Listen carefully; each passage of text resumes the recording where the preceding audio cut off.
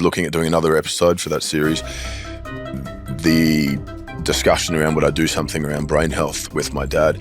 And my first instinct was I'd just spent a lot of the press tour of the previous show trying to tell people that I didn't have Alzheimer's, and I thought, I don't want to go through that, but I also don't want to exploit or feel like I'm in any way putting him in an uncomfortable position or exploiting this kind of condition.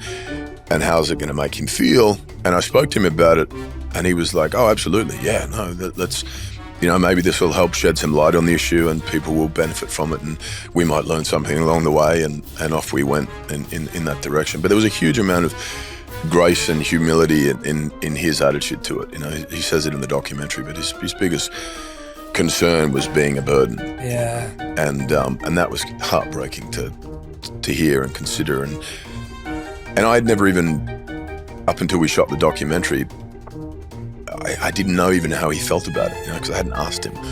And I felt this strange mix of sort of guilt while shooting, as well as concern